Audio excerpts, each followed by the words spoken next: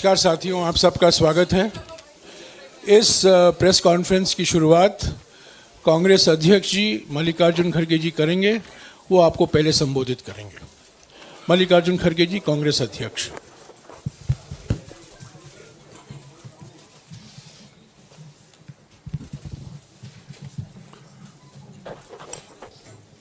आप सभी को नमस्कार। आज इस प्रेस कॉन्फ्रेंस में हमारे नेता पूर्व अध्यक्ष श्रीमती सोनिया गांधी जी और हमारे पूर्व अध्यक्ष श्री राहुल गांधी जी और मंच पे बैठे हुए हमारे पार्टी के ट्रेजरर, सेक्रेटरीज और दूसरे साथियों, ये एक विशेष प्रेस कॉन्फ्रेंस है। मैं क्योंकि ये पहली बार हमारे नेता इस चंद इश्यू पे वो कहेंगे और राहुल जी भी अपनी बात आखिरी में रखेंगे। मैं एक आपका समय 7-8 मिनट लूँगा और बाकी डिटेल्स में कुछ कहना है उसको टेक्निकली हमारे ट्रेजरर आपसे संबोधित करेंगे। दोस्तों, ये तो 18वीं लोकसभा के आम चुनाव की घोषणा तो हो चुकी है। देश का हर एक नागरिक इसमें भाग लेने के लिए उत्सुक है। भारत पूरी दुनिया में अपने लोकतंत्र मूल्यों और आदर्शों के लिए जाना जाता है। किसी भी लोकतंत्र के लिए निष्पक्ष चुनाव अनिवार्य होता है, एसेंशियल होता है। साथ ही ये भी अवश्य होता है कि सभी राजनीतिक दल के लिए लेवल प्लेइंग ग्राउंड यानी समान लेवल प्लेइंग फील्ड हो,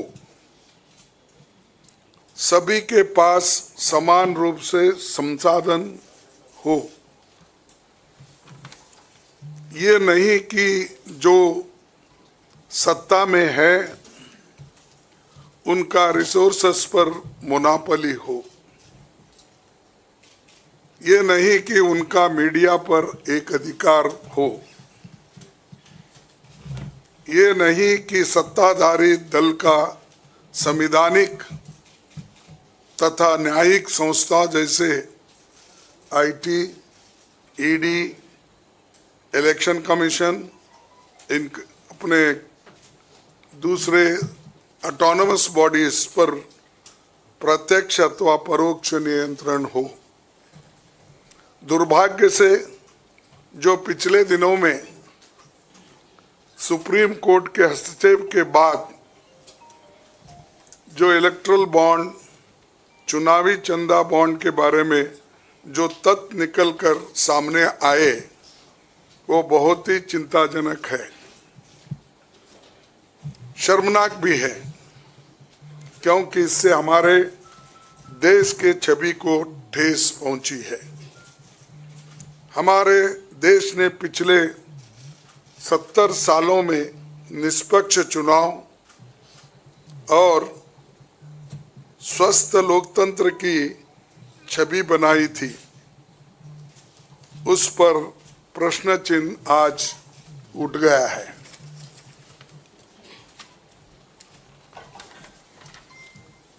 सुप्रीम कोर्ट ने जिस चुनावी चंदा बॉन्ड को इलीगल और अनकॉन्स्टिट्यूशनल कहा, उस स्कीम के तहत मौजूदा सत्ताधारी दल ने हजारों करोड़ रुपए से ज्यादा अपने अकाउंट में भर लिया है।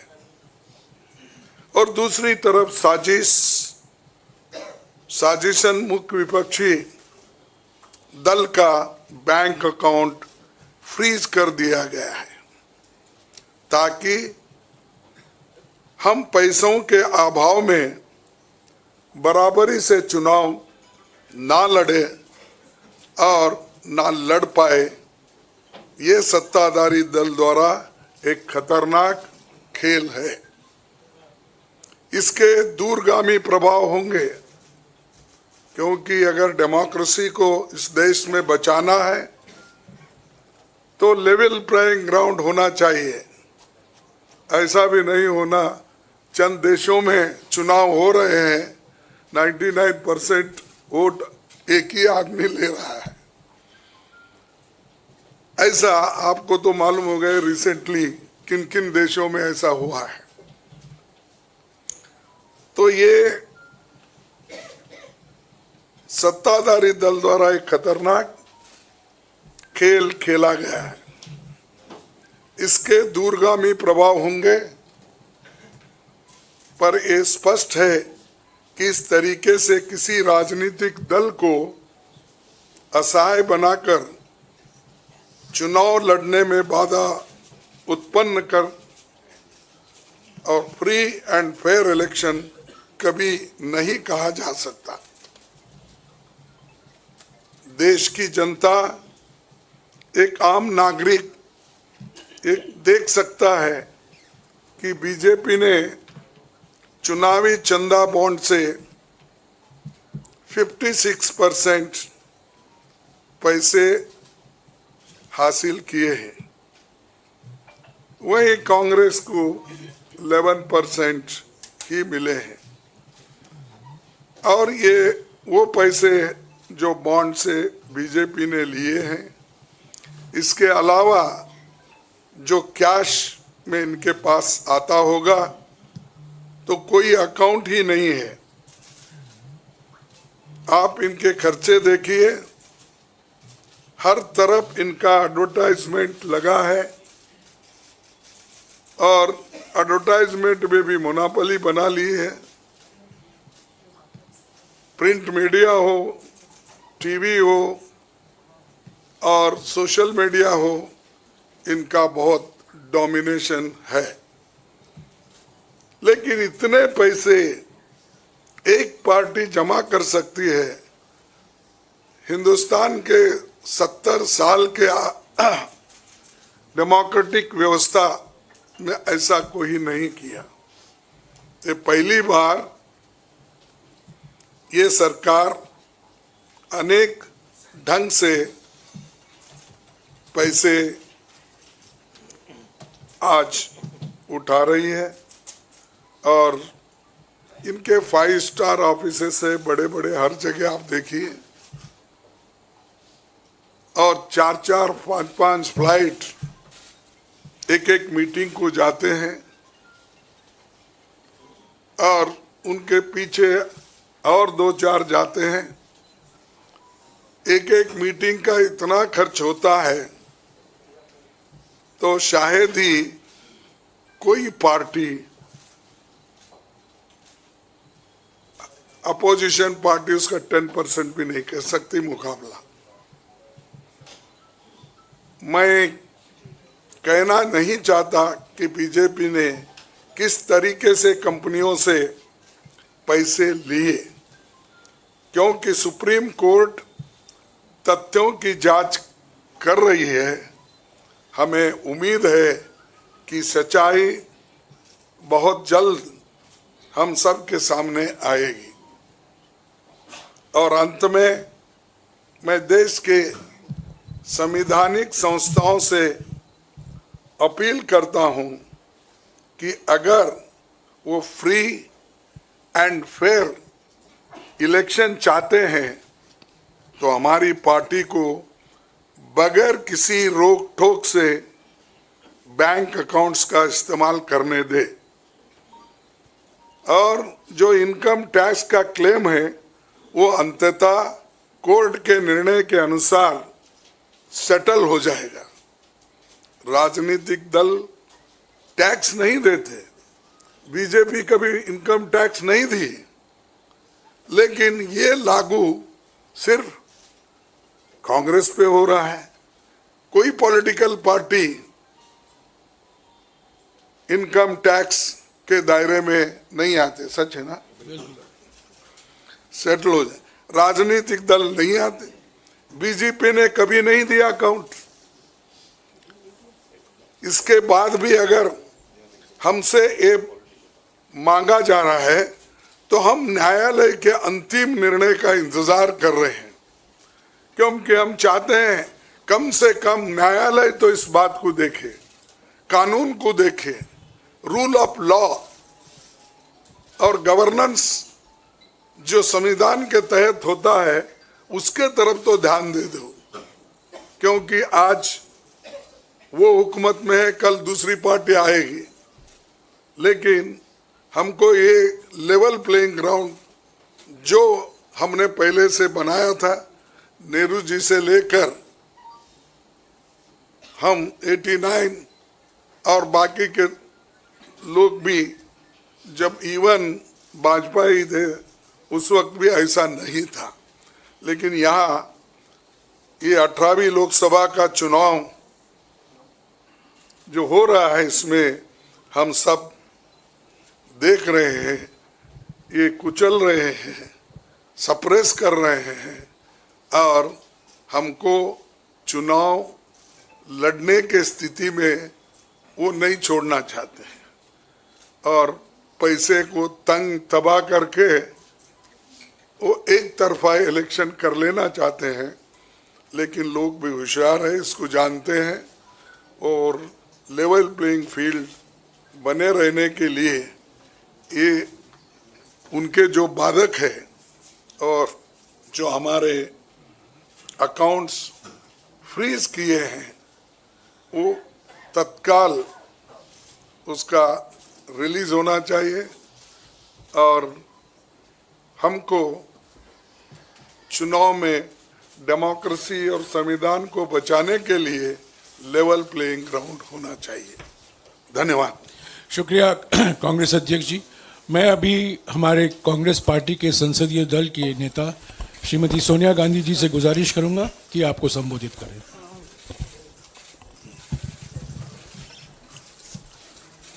Thank you, Kagisi. Well, the issue we are taking up today is extremely serious, as Congress President has just mentioned. This issue affects not just the Indian National Congress, it impacts our democracy itself most fundamentally. A systematic effort is underway by the Prime Minister to cripple the Indian National Congress financially. Funds collected from the public are being frozen and money from our accounts is being taken away forcibly. However, even under these most challenging circumstances, we are doing our very best to maintain the effectiveness of our election campaign. On the one hand, there is the electoral bond issue mentioned by Congress President Kharge, which has been declared unconstitutional by the Supreme Court. The electoral bonds have benefited, as everyone knows, the BJP hugely, massively. On the other hand, the finances of the principal opposition party, the Indian National Congress, are under a determined assault. This, we all believe, is unprecedented and undemocratic. Thank you. शुक्रिया सोनिया जी। मैं अभी हमारी AICC के कोषाध्यक्ष अजय माकिन जी से गुजारिश करूंगा कि आपको थोड़ा विस्तार से जानकारी दें।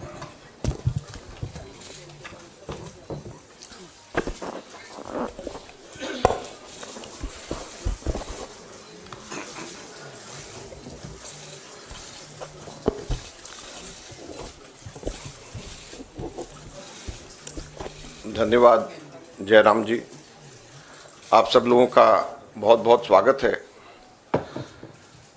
अभी हमारे कांग्रेस अध्यक्ष और पूर्व अध्यक्षा ने आप लोगों को बताया कि लोकतंत्र के ऊपर किस प्रकार का खतरा मंडरा रहा है, किस प्रकार से कांग्रेस पार्टी के बैंक खातों के ऊपर हमला हुआ और ये कोशिश करी जा रही है कि फाइनेंशियली कांग्रेस पार्टी को पंगु बना दिया जाए।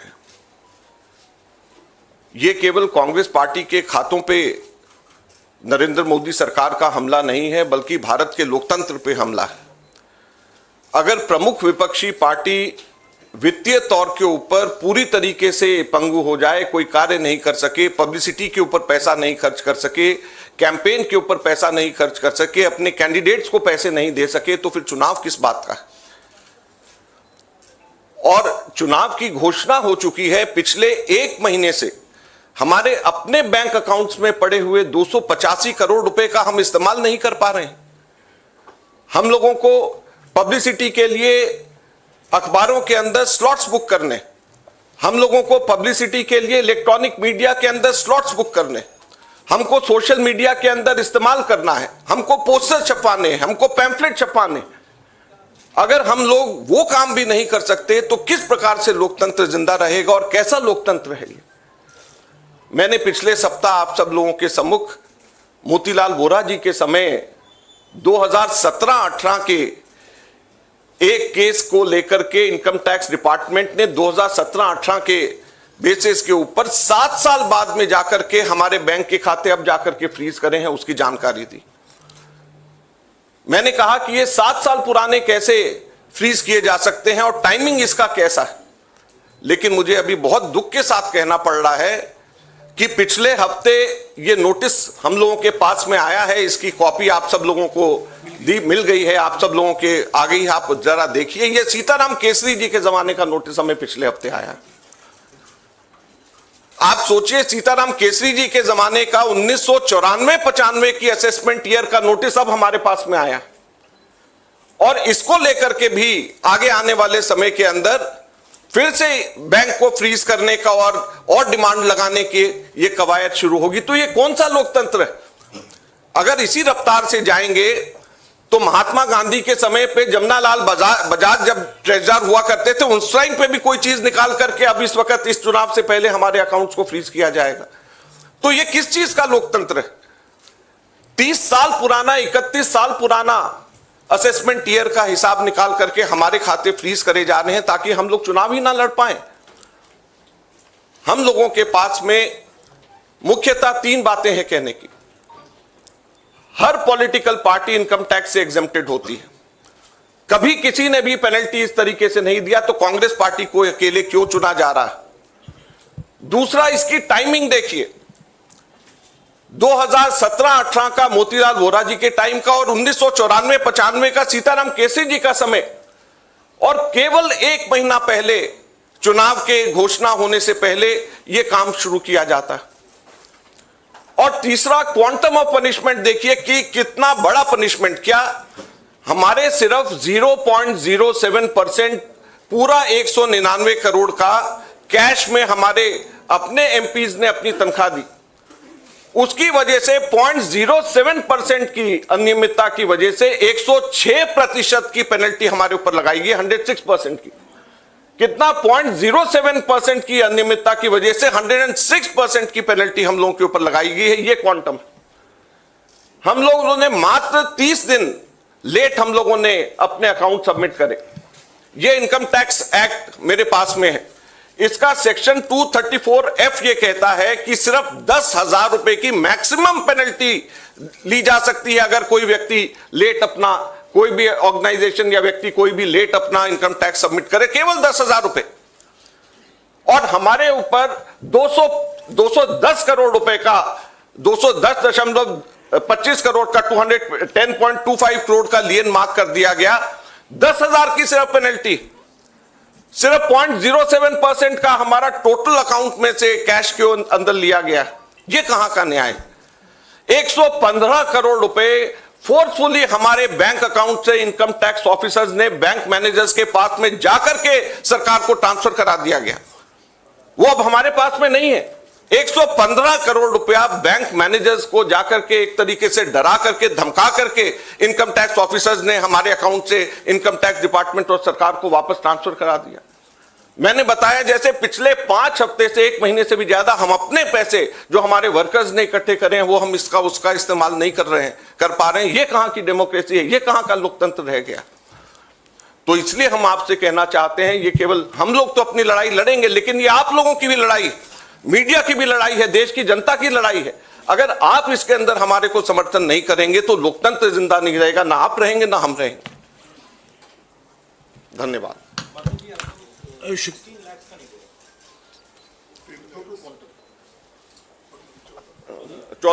हमारा टोटल जो है 14,40,000 बनता है, जो 0.07% है।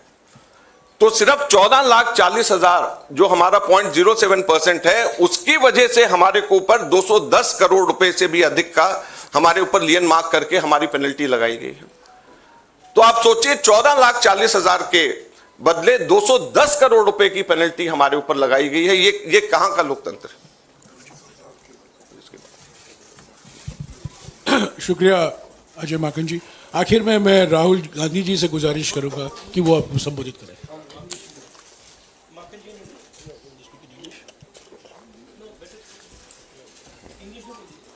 ये डिटेल्स आपको अंग्रेजी में अभी अजय माकन जी देंगे। Friends, there has been an assault on Indian democracy. Our accounts have been frozen since last more than 1 month. Since last around 5 weeks or so, we have been unable to utilize our own funds in the bank. You'll be surprised to know that a case, income tax case pertaining to 2017-18, which is 7 years back, on that basis, income tax has served us notice for 210 crores 25 lakh rupees. That amount of lien was marked against the Congress party in all our accounts.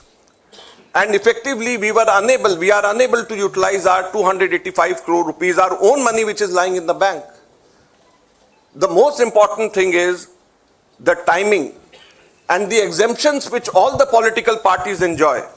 When all political parties enjoy income tax exemption, then why is it being slapped on the Congress party?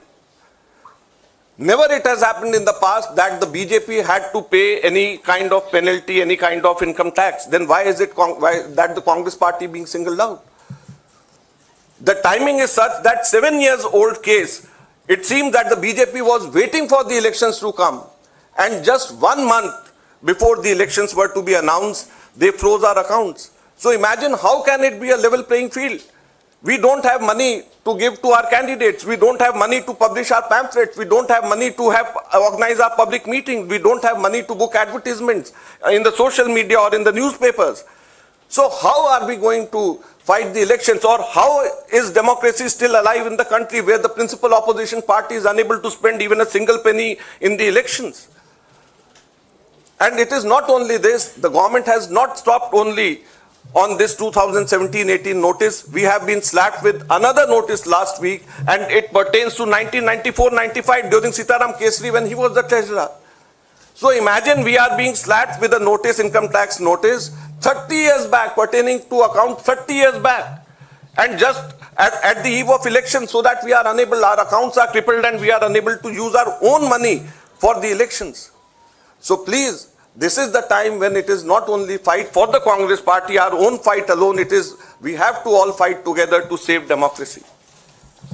The Income Tax Act, section 234F, allows maximum penalty of rupees 10,000 for late submission of income tax returns. Maximum penalty of 10,000 rupees. But on the contrary, Congress party has been slapped a penalty of 210 crore rupees against a violation of just 14,40,000 which we deposited in cash and 30 days delay. So the quantum of punishment is totally unmatched with a trivial small kind of mistake, you may say, or small kind of thing which has been done in 7 years back, which can easily be condoned. Thank you very much. शुक्रिया अजीत बाबा जी। आखिर में अभी राहुल जी आपको संबोधित करेंगे।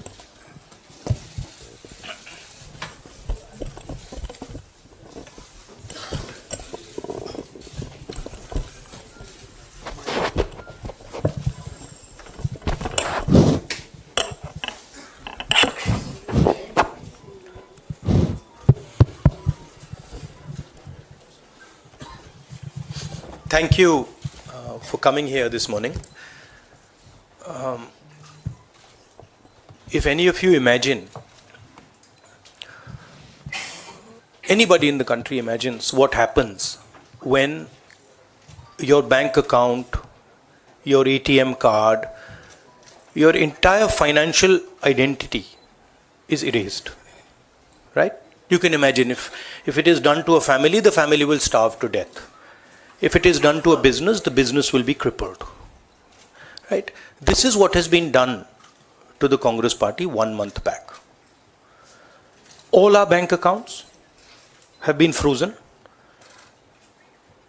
We can do no campaign work. We cannot support our workers. We cannot support our candidates. Our leaders cannot fly from one part of the country to the other. Forget fly. They can't take a railway train. And this has been done literally 2 months before the election campaign. Why has it been done? One notice comes from the 90s, another notice comes from 6-7 years ago. Quantum amount, 14 lakh rupees. And punishment, our entire financial identity. Right? What's interesting to me is that there are institutions in this country that are supposed to protect the democratic framework. There are the courts in the country, there's the election commission in the country, right? And nothing is happening. The election commission has not even said, wait a minute, you have frozen the bank account of the largest, of one of the biggest political parties, largest opposition in the country. And already our ability to fight the election has been damaged. We've already lost a month. As Makanji said, we are unable to get slots for advertising. We are unable to put ads in newspapers. And so what sort of a democracy is this? This is a criminal action on the Congress party. And it's a criminal action done by the Prime Minister and the Home Minister. It's very clear. This type of activity does not happen without them in today's India. And so the idea that India is a democracy, this is a lie. There's no democracy in India today. The idea that India is the world's largest democracy, it's a lie. It's a complete lie. 20% of India votes for us, and we are not able to pay 2 rupees for anything. Right? And it has been orchestrated to cripple us in the elections. Now, even if our bank accounts are unfrozen today, huge amount of damage has been done to Indian democracy. And no court is saying anything. No election commission is saying anything. No institution is saying anything. Media is not saying anything. It's ridiculous. And it's your duty, no, and I'm not just speaking to the media, it is the duty of all the institutions of this country, is the duty of the people of this country. You're being robbed of your most important asset. You're being robbed of your constitution, you're being robbed of your democratic structure, you're being robbed of the entire architecture, and everybody's just quiet. I can say it in Hindi. 1 महीने पहले Congress party के सारे bank account freeze कर दिए गए. आप सोचिए, आप किसी परिवार के बैंक अकाउंट फ्रीज करिए, किसी व्यक्ति के बैंक अकाउंट फ्रीज करिए, किसी बिजनेस के बैंक अकाउंट फ्रीज करिए, किसी भी संस्था के बैंक अकाउंट फ्रीज करिए, होता क्या है? एकदम खत्म हो जाता है. अगर आपने किसी परिवार का बैंक अकाउंट फ्रीज कर दिया, भूखे मर जाते हैं. वो कांग्रेस पार्टी के साथ किया जा रहा है. 1 महीने पहले ये हुआ, और किसी संस्था ने, हिंदुस्तान की संस्था ने, किसी कोर्ट ने, किसी इलेक्शन कमीशन ने चूं तक नहीं कहा. सब ड्रामा देख रहे हैं. 20% हिंदुस्तान के लोग कांग्रेस पार्टी को वोट देते हैं। हम 20% लोगों को रिप्रेजेंट करते हैं और आज हम रेलवे टिकट नहीं खरीद सकते। आज हम अपने नेता को एक शहर से दूसरे शहर नहीं भेज सकते। हम एडवर्टाइजमेंट नहीं लगा सकते। और क्यों? 14 लाख रुपए 7 साल पहले 14 लाख रुपए का इशू है और 200 करोड़ रुपए का फाइन और सारे के सारे बैंक अकाउंट फ्रीज कर दिए।